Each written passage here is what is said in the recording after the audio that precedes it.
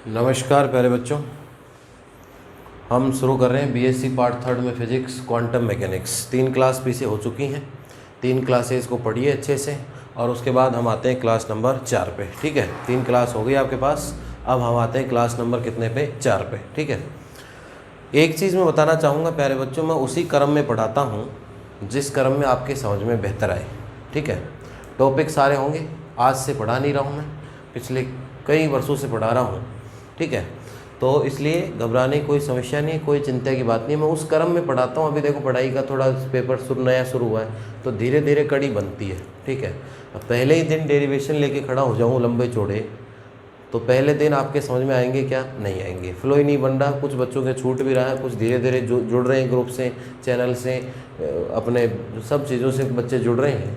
तो धीरे धीरे जो बच्चे जुड़ रहे हैं पढ़ने के लिए तो फिर उन बच्चों का पीछे रह जाए, इसलिए साथ साथ चलें। इसलिए शुरुआत में मैं वही चीज़ें लेके चलता हूँ जिससे आपका टॉपिक में इंटरेस्ट क्रिएट हो और उस टॉपिक में जितनी काम की चीज़ें हैं वही पढ़ाऊँगा। अभी बीएससी कर रहे हैं, क्वांटम बीएससी में भी है, क्वांटम एमएससी में भी है, क्वांटम नेट में भी है, क्वांटम जेम में भी है। अभी क्या कर रहे हैं अपन? बीएससी। बीएससी में कोई बच्चा साइंटिस्ट नहीं बन सकता, कोई बच्चा खोज नहीं कर सकता, मैं साफ कहता हूँ पहले से। ठीक है, अगर कोई बच्चा बीएससी में अगर क्वांटम इतनी सीख जाए तो एमएससी किस लिए बनी है? नेट पीएचडी किस लिए बनी है? जेम में फिर क्वांटम में क्या पढ़ोगे?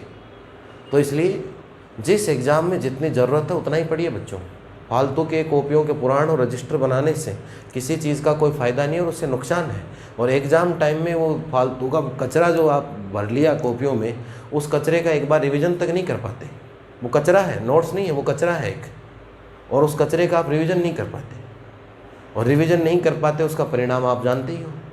किसी को अगर बीएससी की जो 3 वर्ष का पाठ्यक्रम है उसका अगर विस्तार करना है, चतुर्वर्षीय 5 वर्षीय योजनाएं जिसको बनानी है वो पढ़िए उसको। मैं मना नहीं करता, मैं कभी भी मना नहीं करता। अगर किसी बच्चे को कचरा पढ़ना है तो पढ़िए, और कहीं पूरी दुनिया में कचरा पढ़ा रहे हैं उसको पढ़िए कचरे को। मैं पॉइंट टू द टॉपिक बात करता हूँ, जितनी आवश्यकता बीएससी में उतनी बात करूँगा। एमएससी में क्वांटम में इससे डबल बात करूँगा, जेम में इससे 1.5 गुनी बात करूँगा, नेट में इससे 3 गुना बात करूँगा, नेट के बैच में इससे 3 गुना बात करूँगा, क्वांटम में एमएससी में इससे डबल बात करूँगा, जेम में इससे 1.5 गुना बात करूँगा। ये सारी आवश्यकताएं हैं। अब आप सोचिए, सारे बच्चे आजकल कंपटीशन की तैयारी करते हैं। आप इस चीज़ को ध्यान से समझिएगा, मेरी चीज़ को।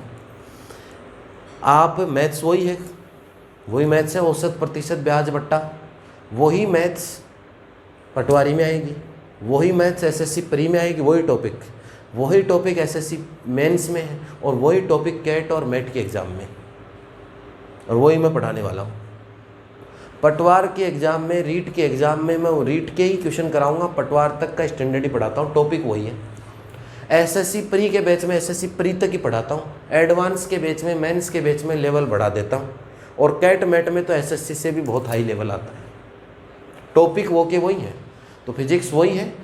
फालतू के बहकावे में ना के अपना समय बर्बाद न करें इधर उधर भटक के। दोबारा से कहना चाह रहा हूँ सब बच्चों को मैं।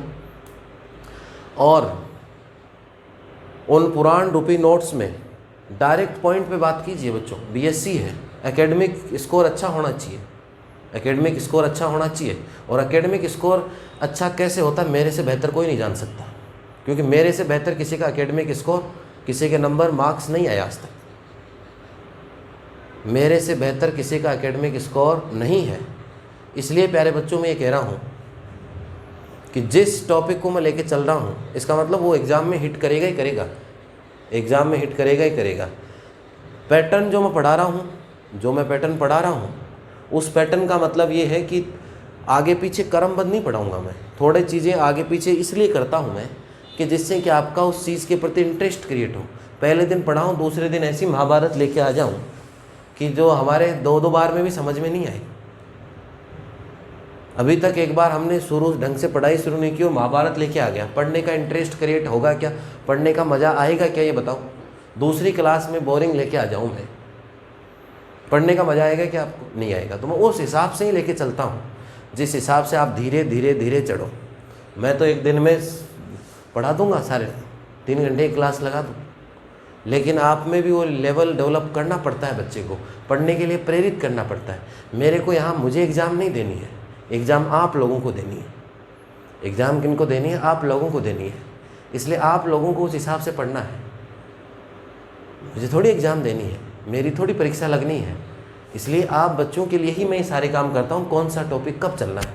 यही मैथ्स में करता हूँ मैं। मैथ्स में पहले कौन सा क्वेश्चन कराना, आगे पीछे क्रम से नहीं कराता कभी भी मैं क्वेश्चन। पहले 1 नंबर, फिर 3 नंबर, फिर 2 नंबर, फिर 7 नंबर, धीरे धीरे सीढ़ी दर सीढ़ी चढ़ाता हूँ। किताब में तो क्वेश्चन छाप दिए अगले ने, किताब में तो टॉपिक छाप दिए अगले ने, लेकिन चाहे मैथ्स हो चाहे फिजिक्स हो, जैसे जैसे आपका इंटरेस्ट क्रिएट हो वैसे वैसे कराता हूँ मैं। कभी भी मैं सीरियल वाइज क्वेश्चन नहीं कराता, पहले 1 2 5 7, क्योंकि उससे एक थोड़ा लेवल, फिर थोड़ा ऊपर, फिर थोड़ा ऊपर, फिर थोड़ा ऊपर। पढ़े हुए बच्चे जान रहे होंगे, कमेंट करके बताइए हाँ या ना, यही होता है या नहीं होता अपनी क्लासेस में। कमेंट करके ज़रूर बताइएगा प्यारे बच्चों, और इस बात को शेयर कीजिएगा इस वीडियो को सभी स्टूडेंट्स के साथ, कि कहीं उस कचरे, उस बकवास रूपी उस नोट्स के उस वजन के नीचे मत दबिए। ये बीएससी है, ग्रेजुएशन है, एकेडमिक स्कोर परसेंटेज बनानी है इसके अंदर। नॉलेज बाद में करनी होती है, नॉलेज भी होती है। इतनी नॉलेज जितनी मैं दे रहा हूँ उतनी कर लोगे तो बहुत है, लेकिन इतनी नहीं हो पाती। पिछले वाले साल पढ़ के आए, एक बार पीछे झांक के देखिए आप, पिछले साल जहाँ भी पढ़ के आए हों कितनी नॉलेज आपको आ गई और कितनी चीज़ें आपके याद हैं, एक बार बता दीजिए। जेएम की तैयारी करनी है तो जेएम अलग से पढ़नी पड़ेगी, एमएससी की तैयारी करनी है तो एमएससी अलग से पढ़नी पड़ेगी, नेट करनी है तो नेट पढ़नी पड़ेगी। आज मैं आपको क्वांटम नेट लेवल की पढ़ा दूं और फिर नेट 4 साल बाद में एग्ज़ाम दोगे, 3 साल बाद में दोगे, तो वो क्या याद रह जाएंगे आपके? नहीं रहेंगी। अब बीएससी का एकेडमिक स्कोर अच्छा कीजिए।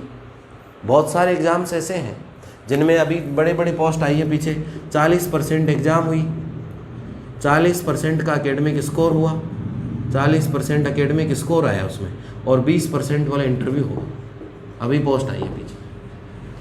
अब 40% एग्ज़ाम लिया है एकेडमिक, अब कहाँ से लाओगे? इंटरव्यू में भी अगला यही खोलता है, इन्हीं को ही। क्या करोगे? थोड़ा तो अच्छा होना चाहिए भाई। मैं नहीं कह रहा कि सारे बच्चे मेरिट में ही आए, लेकिन थोड़ा तो अच्छा होना चाहिए। पेपर बैक रह के 4 सप्लीमेंट्री आके उससे क्या फ़ायदा होगा? इसलिए बीएससी में मेरे से बेहतर कोई नहीं जान सकता कि एकेडमिक स्कोर कैसे बनाया जा सकता है, क्या चीज़ पढ़नी है क्या नहीं पढ़नी। वो तो आप भी जानते होंगे। पूरी साल छोड़िए, लास्ट में मैं 5-7 क्वेश्चन बताता हूँ। उन क्वेश्चन की पूरे राजस्थान में डिमांड रहती है कि कब भारत सर बताएंगे, कब भास्कर सर बताएंगे क्वेश्चंस, कि कब हम पहुँच जाएं।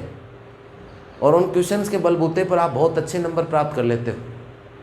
पूरी साल तो पढ़ ही रहे, लेकिन उन क्वेश्चंस को पढ़ के भी बच्चे बहुत सारे मेरे पास फ़ोन कॉल मैसेज आते हैं पेपर होने के बाद कि सर आपका आशीर्वाद ऐसे ही बनाए रखना।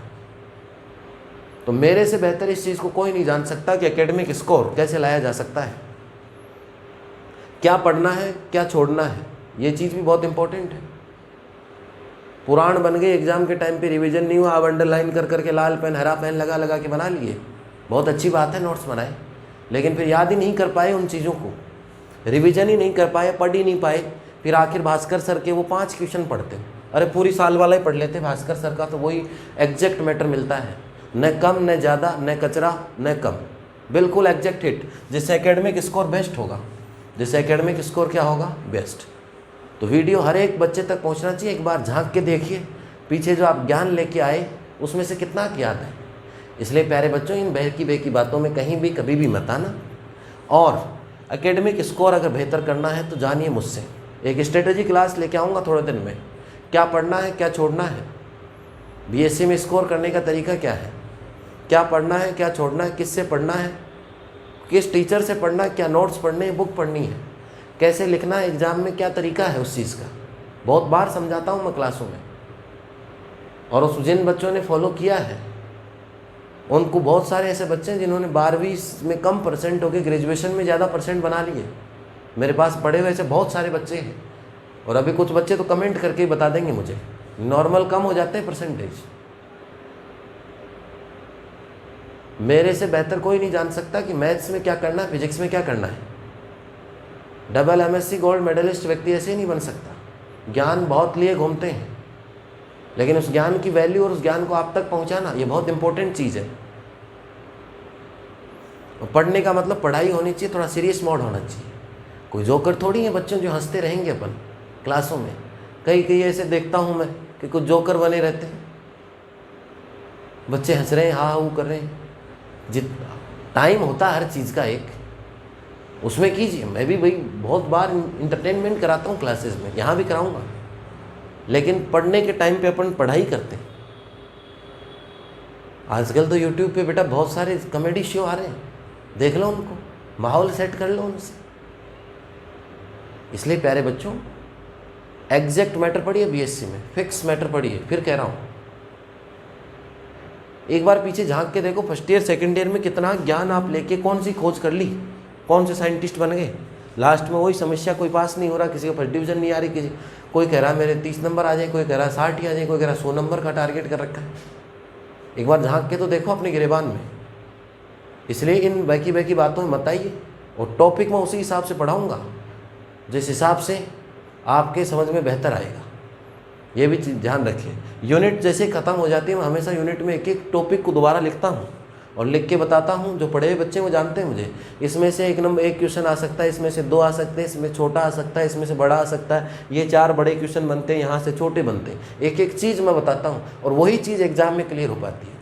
हम पढ़ लिए, हमें यही पता नहीं किस टॉपिक में से तो बड़ा क्वेश्चन आना, किस में छोटा आना है। हर चीज़ के इम्पोर्टेंट का डंडा लगा रखा हमने।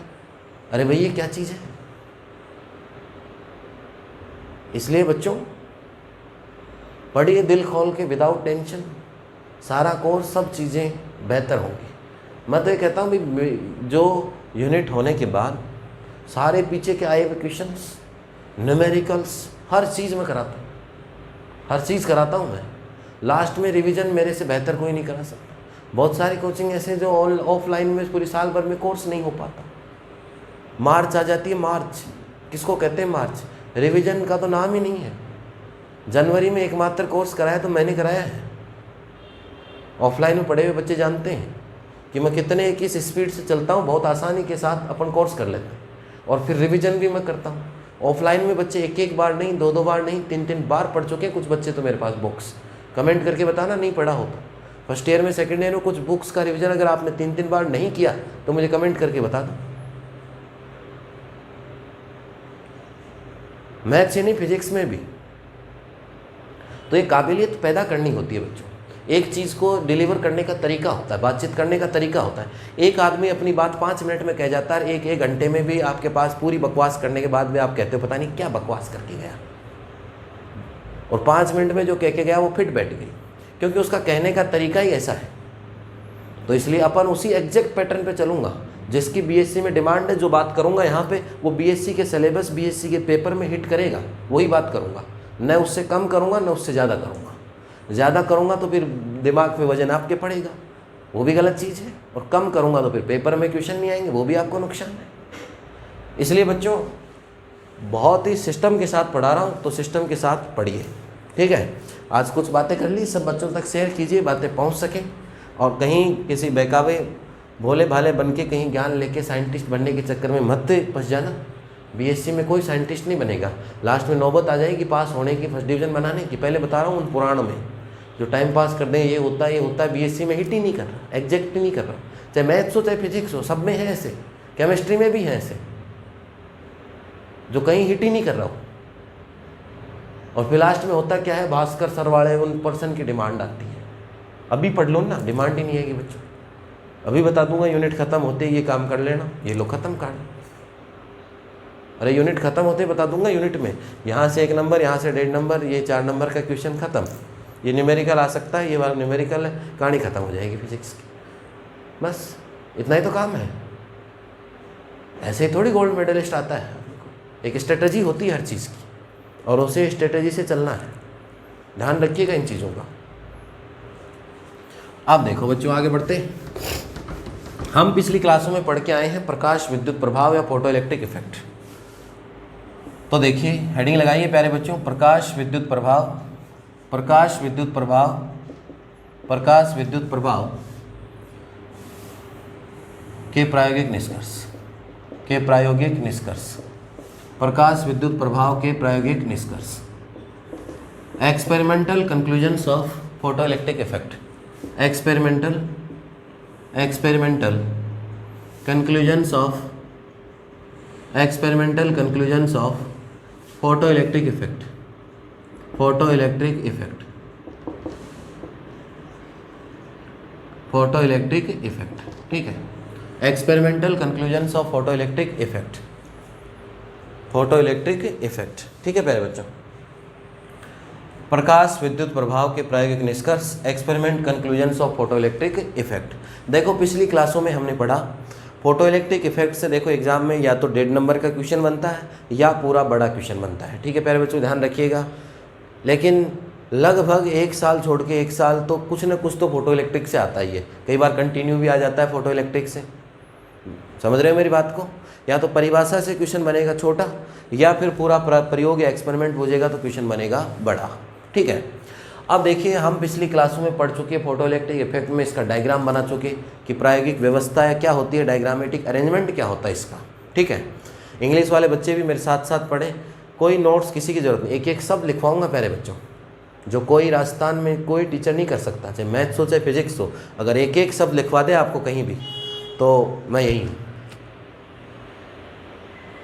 जो बच्चे आप तो फाइनल वाले बच्चे हो, 2 साल से पढ़ रहे हो, मैं तो ये कहता हूँ कि बुक भी इंग्लिश वालों को मैं खुद क्लास में घोषणा करके कहता हूँ बुक हिंदी में ले आना बेटा,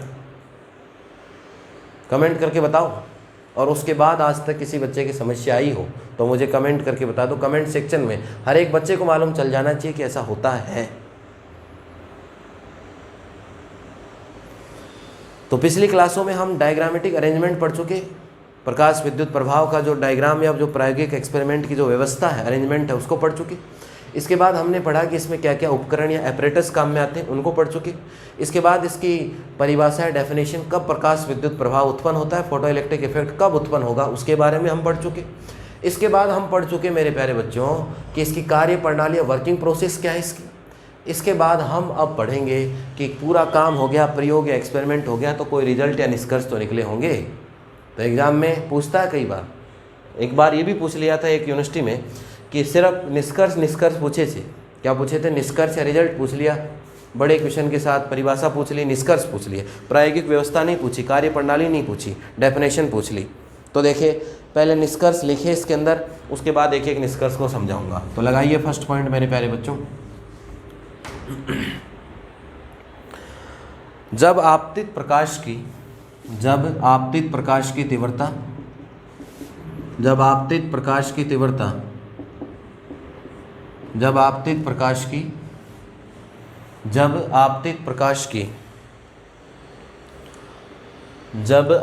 प्रकाश की आवर्ती, लिख लिया होगा सबने, हेडिंग लगाई ली मेरे प्यारे बच्चों।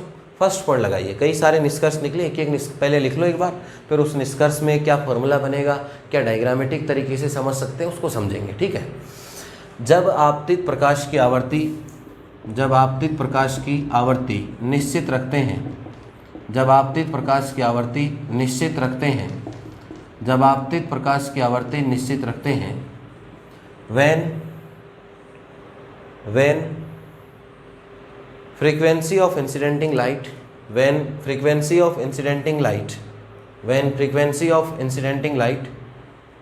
kept constant या kept fixed, then प्रकाश विद्युत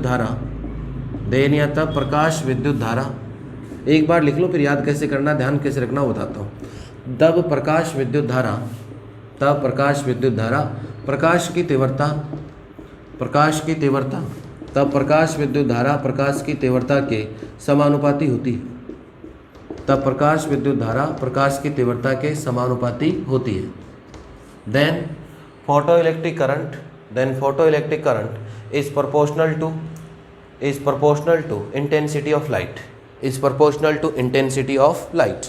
is proportional to intensity of light, देखो इसका मतलब क्या है यहाँ समझिए, मेरे पास लिखा हुआ क्या है इसके अंदर, एक बार नोट कर लो, एक बार पढ़ लो अच्छे से, साथ साथ हो जाना चाहिए पूरा काम, इसके बाद हम बात करेंगे, ठीक है। अब देखिए 2 चीज़ें हैं, एक तो है प्रकाश विद्युत धारा और एक है प्रकाश की तीव्रता। समानुपातीय क्या होती है, प्रोपोर्शनल। समानुपातीय क्या है, प्रोपोर्शनल। तो मान लो ग्राफ में इधर ले लिया मैंने प्रकाश विद्युत धारा, इधर तो मैंने क्या ले लिया, प्रकाश विद्युत धारा, ठीक है। और इधर मैंने ले ली इसके अंदर इस ग्राफ की इस एक्सिस पे प्रकाश की तीव्रता, इंटेंसिटी ऑफ लाइट, ये तो हो गई इंटेंसिटी ऑफ लाइट, ये हो गया फोटो इलेक्ट्रिक करंट। अब कह रहा है समानुपाती। समानुपाती का मतलब एक अनुपात में जो बढ़ते हो, कि अगर ये दुगुना हुआ तो ये भी दुगुना होगा, ये 4 गुना हुआ तो ये भी 4 गुना होगा। तो जिनमें ग्राफ इस प्रकार से प्राप्त होगा, ग्राफ इस तरीके से प्राप्त होगा। और इसमें यहाँ प्रकाश की जो आवृत्ति है, जो आने वाला जो प्रकाश, देखो कल डायग्राम में बनाया था हमने कि डायग्राम में यही बताया था मैंने कि ये आपके पास ग्लास ट्यूब है, इसमें ये प्लेट है, इस पर जो प्रकाश आता है इस प्रकाश की आवृत्ति को क्या कर लें, फिक्स। आवृत्ति ये जो फ्रीक्वेंसी है इस लाइट की, इस लाइट या इस प्रकाश की फ्रीक्वेंसी को अगर फिक्स कर लें तो प्रकाश की तीव्रता और प्रकाश की विद्युत धारा दोनों क्या होती है, समानुपाती या प्रोपोर्शनल। तो यहाँ जो कांस्टेंट है वो क्या है, प्रकाश की आवृत्ति। प्रकाश की आवृत्ति क्या है आपके पास, constant. Frequency of light is constant है nu. Frequency of light nu क्या है, कांस्टेंट। यहाँ लिखना चाहो तो न्यू लिख सकते हो आप, न्यू क्या है, कांस्टेंट। तो जिसने ये डायग्राम देख लिया, सीधी रेखा स्ट्रेट लाइन का इस ग्राफ का मतलब आप समझ ही रहे होंगे कि जितना ये बढ़ेगा उतना ही ये बढ़ेगा। तो दोनों एक समान रेशियो से बढ़ते हैं तो उन्हें क्या कहते हैं, समानुपाती, या क्या कहते हैं, प्रोपोर्शनल कहते हैं। तो अब देखो ये ऊपर वाली जो थ्योरी है इसको रटने की आवश्यकता नहीं है, ध्यान से समझना।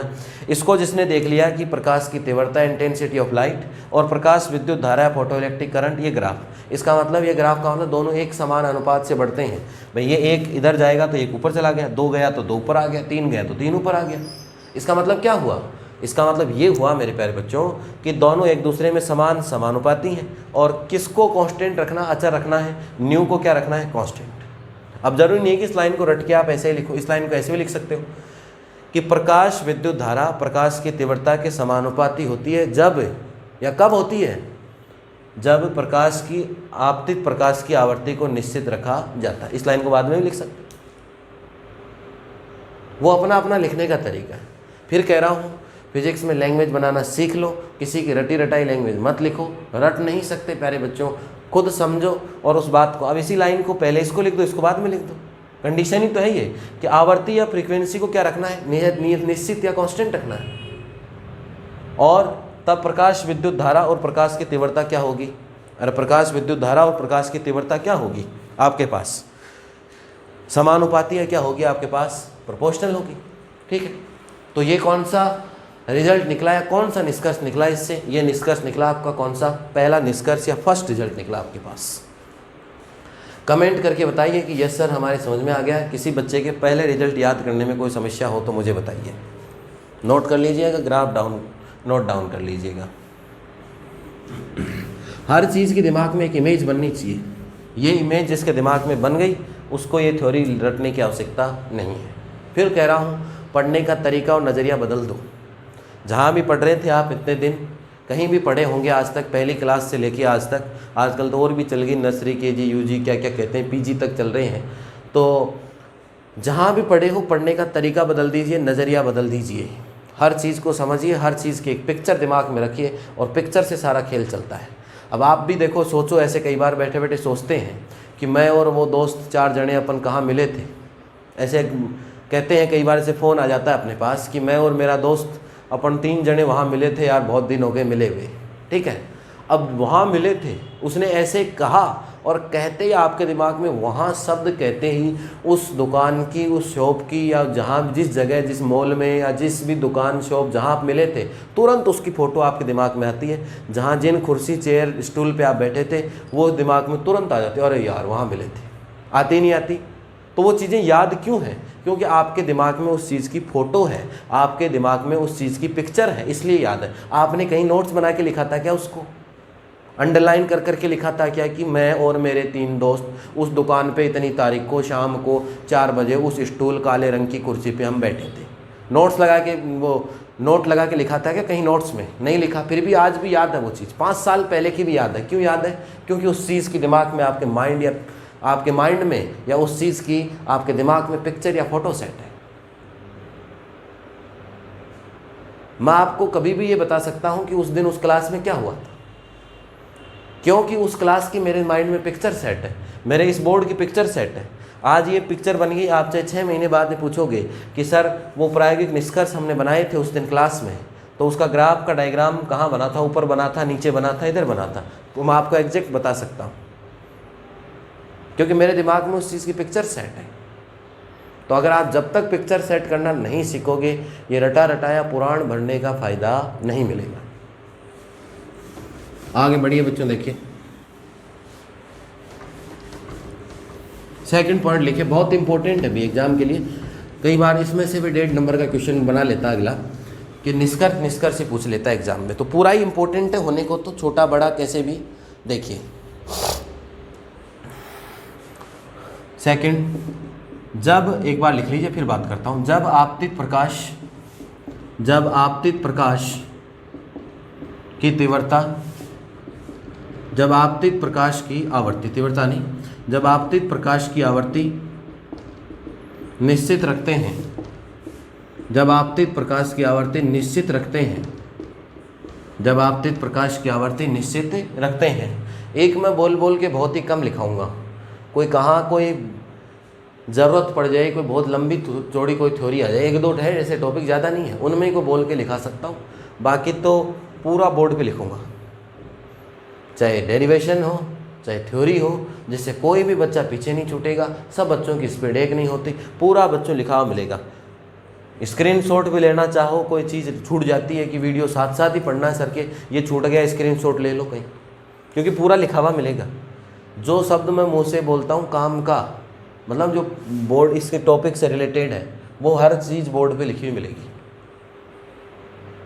समझ रहे हो मेरी बात को? और बहुत अच्छा मौका है इंग्लिश हिंदी सीखने का, एक ही फीस में, और या बिना किसी, अभी तो कुछ है ही नहीं अपने पास ऐसा, और पहले भी एक ही फीस में थोड़े बहुत चार्ज में ही हिंदी इंग्लिश दोनों कंबाइन, 100% हिंदी सीखने का मौका, 100% इंग्लिश में वही चीज़ सीखने का मौका। और क्या चाहिए प्यारे बच्चों? बताइए मुझे कमेंट करके, जो मैं बातें कह रहा हूँ बातों आपके लिए बेनिफिशियल है या नहीं है, इफेक्टिव है या नहीं है। और अगर इफेक्टिव लगे आपको, या मुझे कुछ मान रहे हो, तो इस वीडियो को, इस क्लास को अपने दोस्तों के साथ, अपने ग्रुप्स में, अपने फ्रेंड्स में शेयर कीजिएगा, जिससे कि दिया तले अंधेरा नहीं रहे। समझ रहे हो बात को? फिर वही बच्चे आपको या वही साथी आपको दुआएं देंगे कि तूने यार रास्ता सही बताया, हम हवाई में गलत रास्ते में जा रहे थे। ठीक है, तो देखिए, जब आपतित प्रकाश की आवर्ती निश्चित रखते हैं तो निरोधी विभव V0, तो निरोधी विभव V0 प्रकाश की तीव्रता, निरोधी विभव V0 प्रकाश की तीव्रता, निरोधी विभव V0 प्रकाश की तीव्रता पर निर्भर नहीं करता है, प्रकाश की तीव्रता पर निर्भर नहीं करता है, प्रकाश की तीव्रता पर निर्भर नहीं करता है। जब आपतित प्रकाश की आवर्ती निश्चित रखते हैं तो निरोधी विभव V0 प्रकाश की तीव्रता पर निर्भर नहीं करता है। When frequency of incidenting light kept constant, when frequency of incidenting light kept constant, then stopping potential V0, then stopping potential V0 does not depend on, then stopping potential V0 does not depend on intensity of light, intensity of light, intensity of light। एक चीज़ और आती है इसमें, bracket लगा के लिख लीजिए, photo electron की गतिज ऊर्जा, फोटो इलेक्ट्रॉन की गतिज ऊर्जा, kinetic energy of photo electron, photo electron की गतिज ऊर्जा, kinetic energy of photo electron, kinetic energy of photo electron. और वो भी कौन सी गतिज ऊर्जा? अधिकतम। यहाँ एक शब्द और लिखिए, अधिकतम या मैक्सिमम की बात करूँगा, ऐसे तो सबकी अलग अलग होगी। तो फोटो इलेक्ट्रॉन की अधिकतम गतिज ऊर्जा, गतिज ऊर्जा क्या होती है? ½ अधिकतम होगा तो वेलोसिटी क्या होगी उसकी? अधिकतम इज इक्वल टू कितना होता है, किसके बराबर होता है? EV0 इज इक्वल टू कितना होता है? EV0। कल बताया था निरोधी विभव या क्या होता है? Stopping potential. लास्ट क्लास जरूर देखिए मेरे बच्चों। तो ½ मैक्सिमम इज इक्वल टू कितना होगा आपके पास? EV0। ये जो है फोटो इलेक्ट्रॉन की गतिज ऊर्जा, प्रकाश की तीव्रता, इंटेंसिटी कहीं आई क्या इसमें? नहीं आई। तो यहाँ लिखेंगे कि फोटो इलेक्ट्रॉन की अधिकतम गतिज ऊर्जा ½ मैक्सिमम EV0, फिर क्या हुआ? जो प्रकाश की तीव्रता पर निर्भर नहीं है, जो प्रकाश की तीव्रता पर निर्भर नहीं है, जो प्रकाश की तीव्रता पर निर्भर नहीं है,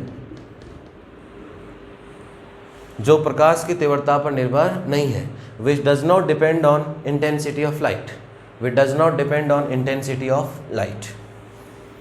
थर्ड पॉइंट लिखिए मेरे प्यारे बच्चों। क्या कहा हमने कि आपतित प्रकाश की आवृत्ति, पिछले वाले केस में भी आपतित प्रकाश की आवृत्ति फिक्स थी। जो प्रकाश आपतित होता है ग्लास ट्यूब में, ये दो प्लेट लगी हुई थी आपके पास, ये कौन सी प्लेट थी P1, ये कौन सी प्लेट थी P2, यहाँ प्रकाश आपतित हो रहा है। ये जो प्रकाश या लाइट इस पर आपतित या इंसिडेंटिंग लाइट है, इसकी आवृत्ति या फ्रीक्वेंसी तो क्या रखते हैं, निश्चित। क्या रखते हैं, निश्चित। अगर निश्चित रखी जाए तो जो निरोधी विभव कल डायग्राम बनाया था कुछ ऐसे, निरोधी विभव का कुछ ये डायग्राम बना था हमारे पास, एक ग्राफ बनाया था। मैंने कहा था कि जब -V0 विभव उत्पन्न हो जाता है कौन सी प्लेट पे, दूसरी पे, तब धारा या करंट कितना हो जाता है, शून्य। तब धारा या करंट कितना हो जाता है मेरे प्यारे बच्चों, शून्य। तो उस स्थिति में जो निरोधी विभव है वो प्रकाश की तीव्रता पर निर्भर नहीं करता, इंटेंसिटी ऑफ लाइट कुछ भी हो। ये देखो निष्कर्ष किस लिए निकल रहे हैं कि जो क्वांटम भौतिकी है, क्या है, क्वांटम भौतिकी जो बनी वो 1900 के बाद क्वांटम का विकास हुआ। 1900 से पहले चिरसम्मत भौतिकी या क्लासिकल फिजिक्स थी, इसको न्यूटोनियन फिजिक्स भी कहते हैं अपन। जो क्लासिकल फिजिक्स थी उसमें ये बातें कह रखी थी, अभी मैं तुलना भी करूंगा दोनों की क्या करूंगा, तुलना। उसमें कहते थे बोले प्रकाश की तीव्रता पर निर्भर करता है, लेकिन जब ये एक्सपेरिमेंट किया तो प्रकाश की तीव्रता पर निर्भर नहीं करता, इसलिए ये हम निष्कर्ष में लिखते हैं। अभी जब तुलना करेंगे तो पहले जो फिजिक्स थी 1900 से पहले उसमें कहते थे कि प्रकाश की तीव्रता पर निर्भर कौन करता है, निरोधी विभव, लेकिन ये ऐसा नहीं है। ठीक है, अब देखिए प्यारे बच्चों थर्ड पॉइंट लिखिए निष्कर्ष का, थर्ड पॉइंट पे बात करते हैं अपन।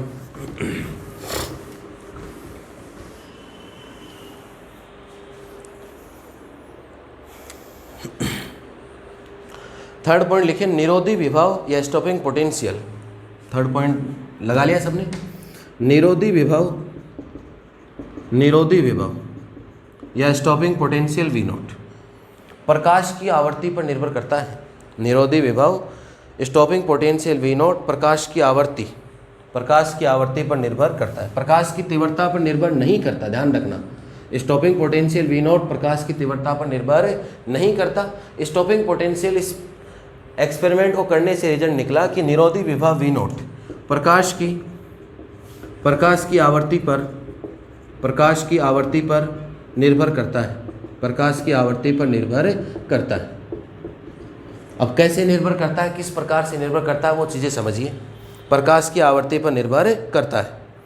एक संबंध होता है जो कि निम्न प्रकार है, विच इज एज फॉलोस, जो कि निम्न प्रकार है। कैसे होगा, इंग्लिश में लिख लो बेटा, stopping potential V0 depends on intensity of incidenting light. Stopping potential V0 depends on incidenting light, depends on frequency of incidenting light V0, depends on frequency of incidenting light V0, depends on frequency of incidenting light V0। V0 में जो relation होती है वो होती है V0 is equal to होता है A new और प्लस कितना होता है आपके पास B। V0 is equal to कितना होता है, A न्यू प्लस कितना होता है B। A और B कांस्टेंट है, लेकिन कांस्टेंट किस प्रकार है, जहाँ A और B, A तथा B नियतांक है, where A and B are constants. Relation बहुत इंपॉर्टेंट है, ये लिखनी जरूरी है कि मैंने कहा कि प्रकाश की आवृत्ति या फ्रीक्वेंसी पर डिपेंड करता है कौन, V0। तो रिलेशन तो होनी चाहिए, तभी तो निर्भर करेगा उस पर, कोई संबंध तो होना चाहिए दोनों के बीच। तो V0 is equal to A nu plus कितना होता है B। A और B क्या होते हैं, कांस्टेंट। अब A और B कांस्टेंट भी अलग टाइप के हैं, स्पेशल टाइप के हैं। A जो है वो फोटो इलेक्ट्रिक पदार्थ या फोटो इलेक्ट्रिक जो उत्सर्जक मटेरियल है उस पर निर्भर नहीं करता, B निर्भर करता है। कल मैंने बताया था, कल ऐसा एक्सपेरिमेंट किया था हमने, कांच की ग्लास की ट्यूब थी, ग्लास ट्यूब में प्लेट क्या थी, P1। मैंने कहा था इधर कौन सी धातु की प्लेट लगी हुई है, उसको कहते हैं फोटो इलेक्ट्रॉन उत्सर्जक प्लेट। फोटो इलेक्ट्रॉन उत्सर्जक प्लेट, फोटो इलेक्ट्रॉन क्या कहते हैं इसको, उत्सर्जक प्लेट, यही कहते हैं प्यारे बच्चों, इसको कहते हैं फोटो इलेक्ट्रॉन उत्सर्जक प्लेट। और इसमें कौन सी धातु लगी हुई इस पर निर्भर करता है, कौन सा कांस्टेंट, A कांस्टेंट तो निर्भर करता नहीं है और B कांस्टेंट इसके ऊपर निर्भर करता है। तो नीचे एक लाइन और लिखेंगे इसमें कि A फोटो इलेक्ट्रिक उत्सर्जक, जहाँ A फोटो इलेक्ट्रॉन उत्सर्जक पदार्थ पर, फोटो इलेक्ट्रॉन उत्सर्जक पदार्थ पर निर्भर नहीं है तथा B फोटो इलेक्ट्रॉन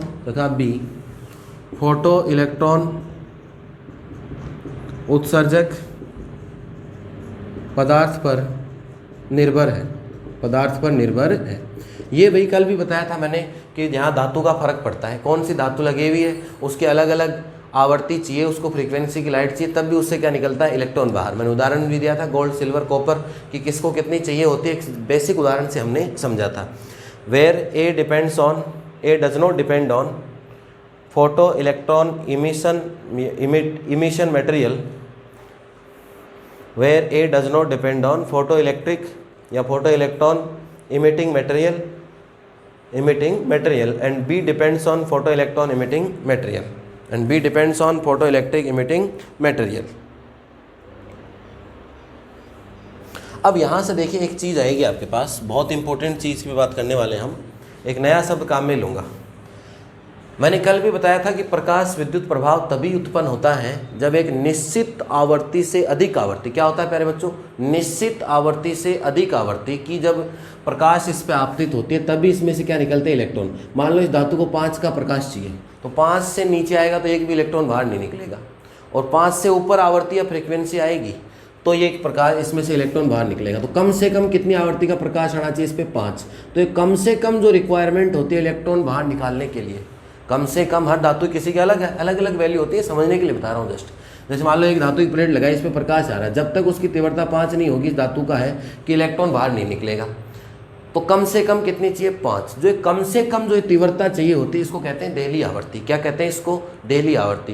कि कम से कम वो आवर्ती या वो कम से कम आवर्ती जो किसी धातु की प्लेट से इलेक्ट्रॉन उत्सर्जित करवा सके, प्रकाश की वो कम से कम आवर्ती जो किसी धातु की प्लेट से इलेक्ट्रॉन उत्सर्जित करवा सके या उसके कारण इलेक्ट्रॉन उत्सर्जित इलेक्ट्रॉन इमिट हो जाए, तो वो आवर्ती कौन सी कहलाती है, देहली आवर्ती। 5 से ज़्यादा हो उससे कोई मतलब नहीं है, लेकिन कम से कम कितनी चाहिए इस धातु को, 5। 4 आ गई तो इलेक्ट्रॉन बाहर नहीं निकालेंगे। किसी धातु को 8 चाहिए, किसी को 10 चाहिए, समझने के हिसाब से बता रहा हूँ। बाकी ओरिजिनल वैल्यू तो अलग होती है, जो वैल्यू हमें याद नहीं करनी है अभी प्यारे बच्चों, ठीक है।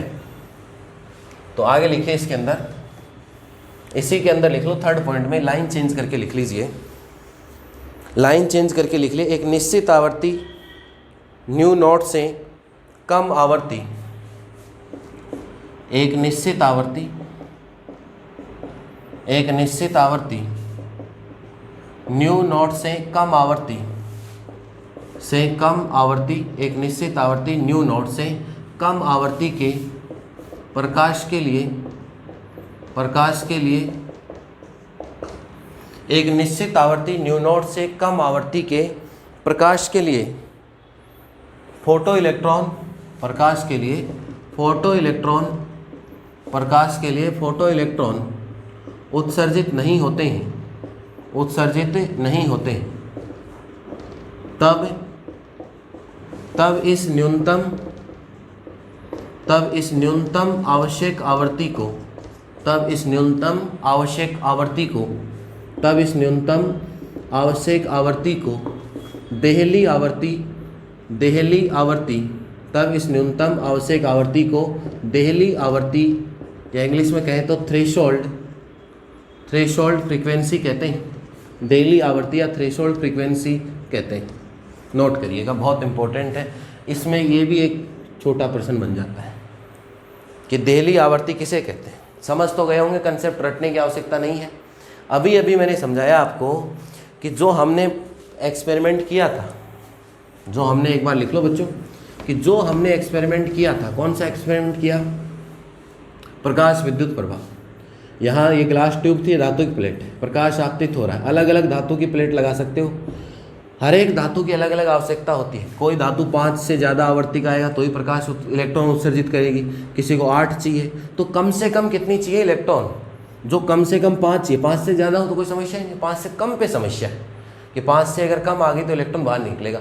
तो कम से कम इसको इलेक्ट्रॉन छोड़ने के लिए, इलेक्ट्रॉन इमिट करने के लिए कितनी आवर्ती या फ्रीक्वेंसी की लाइट होनी चाहिए, 5। तो ये जो 5 है ये कौन सी कहलाती है, देहली आवर्ती। ये समझने का कंसेप्ट है इसका। इंग्लिश में लिखिए, लिख लिया होगा सबने, हिंदी में प्यारे बच्चों सबने। अब इंग्लिश में लिखिए, photo electrons are not emitted, photoelectrons are not emitted, photoelectrons are not emitted not emitted when frequency of incidenting light when frequency of incidenting light when frequency of incidenting light when frequency of incidenting light when frequency of incidenting light when frequency of incidenting light is less than a particular frequency nu naught is less than a particular frequency nu naught, then this particular least frequency then this particular least frequency nu naught then this particular least frequency nu naught is called threshold frequency is called threshold frequency is called threshold frequency। बात समझ में आ गई होगी। ये diagram से बताया मैंने कम से कम कितनी चाहिए 5, तो ये कम से कम जो चाहिए उसके बाद ही इलेक्ट्रॉन निकलेंगे। इस कम से कम चाहत को ही हम क्या कहते हैं, डेली आवृत्ति कहते हैं। समस्या नहीं होनी चाहिए किसी भी बच्चे की। ये डेफिनेशन भी एग्जाम में पूछ लेता है कई बार। तो हम बात कर रहे हैं फोटो इलेक्ट्रिक इफेक्ट या प्रकाश विद्युत प्रभाव के निष्कर्ष की बात कर रहे हैं कि क्या क्या रिजल्ट निकले। नेक्स्ट है देखो फोर्थ पॉइंट, जो इतना कोई टिपिकल पॉइंट है नहीं, बिल्कुल आसान सी चीज़ है कि जैसे ही ये आपके पास ग्लास ट्यूब थी, यहाँ प्रकाश आपतित हुआ और इस आवृत्ति से ज़्यादा होगा तब इसमें से क्या निकले, इलेक्ट्रॉन। तो प्रकाश आपतित होने और धातु की प्लेट पे टकराने और उसके बाद इलेक्ट्रॉन निकलने, यही तो काम हुआ कि भाई ये प्रकाश या लाइट रेज आप इंसिडेंट हुई इस पे, धातु की प्लेट या इस मेटेलिक प्लेट पे आपतित या इंसिडेंट हुई, और इस मेटेलिक प्लेट पे आपतित या इंसिडेंट होने के बाद इसमें से क्या उत्सर्जित हुए, इलेक्ट्रॉन इमिट हुए या इलेक्ट्रॉन उत्सर्जित हुए। तो इस काम में कोई बहुत लंबा चौड़ा समय नहीं लगता, कहने में ही समय लग रहा है मेरे को, इस काम में बहुत ही कम समय लगता है, 10 की पावर -9 गुणा 3 सेकंड लगती है इसमें। अब 10 की पावर -9 समझ लो कितना, और वो भी किस में, सेकंड में। सेकंड का कौन सा हिस्सा कहाँ जाके पॉइंट लगेगा, समझ रहे हो मेरी बात को। तो बहुत कम समय लगता है। जब समय नहीं लगता किसी प्रक्रिया में तो उसको कहते हैं कि इसमें कोई भी टाइम लैग नहीं है, या टाइम लैग नहीं है, या कोई भी समय पछता नहीं है। तो देखिए समय पछता कहते हैं इसको, इसमें कोई भी टाइम लैग या समय पछता नहीं है, टाइम लैग या इसमें कोई भी समय पछता नहीं है।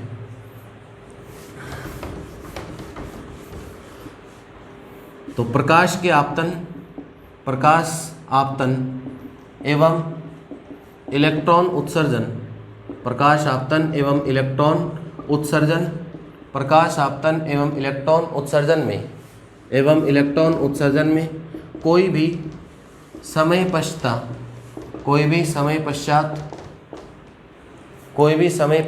नहीं होता है,